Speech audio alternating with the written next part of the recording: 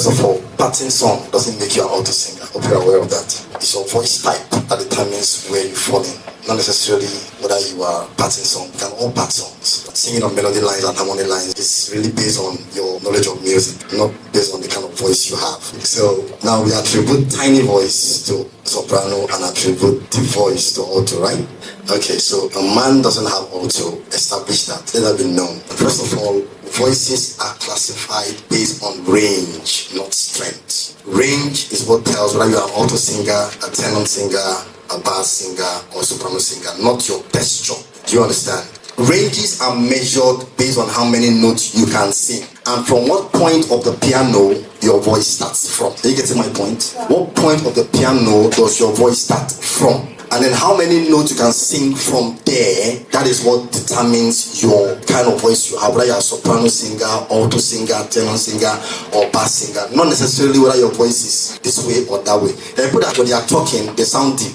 When they sing, you get shocked. How come you can sing this high? The mechanics of voice is not based on my voice is deep.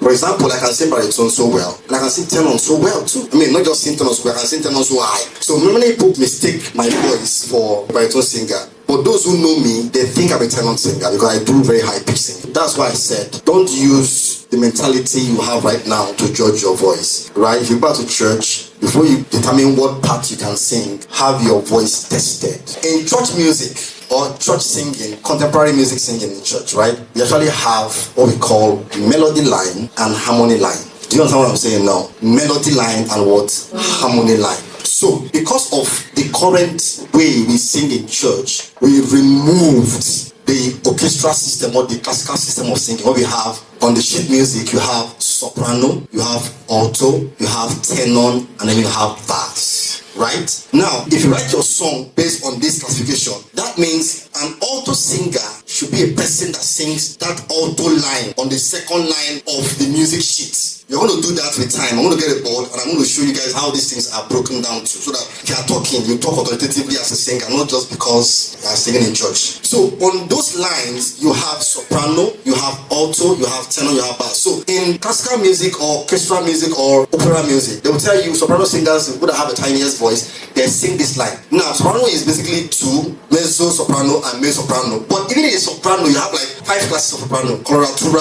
lyric soprano, and other ones. Now, that particular people are the one that sing that first line of notes, which is considered the melody line of the song. Now, the second line, which is the harmony line, after the melody line, is the one that alto takes. Now, alto is two. We have the contra alto and we have the main alto, which is basically the ones that have a closer range to mezzo soprano. Now, contra alto are the ladies that have a deep voice, who most times think they are tenor singers. You see them a lot in the choir. They have a very, very deep voice. They are almost like men. I actually called one of my students in the US before she registered for class. She called me and I picked up my phone and I was like, "Hello, sir." No, it's not sir. It's a lady. I'm like, "What?" I said, "Sorry, I didn't know it's a lady." She said, No, I've heard that a lot. She talks like a man. So someone like that now, you could think that she is a tenor singer, but she's not, because there's no tenor singer for women. She is a contra alto singer. Her range determined by the kind of notes she can sing on the piano. So now in the female category of singing, soprano, alto, that's for female. In soprano you have mezzo soprano and mezzo soprano.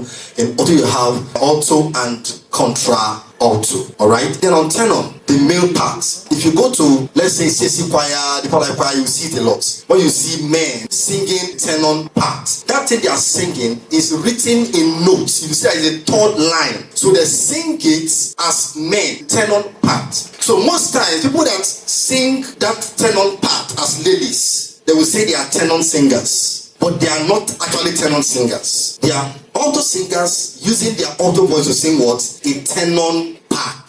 You get what I'm saying now? So it is not that they are singing tenor. No, they are using that voice to sing a tenor part. So if you don't understand it, you keep wondering when you go to a bigger choir where there's more organization there, they now carry and go put you in alto and say you're singing alto. No, I used to sing tenor in my church. They say no, sing alto. That's where you belong in.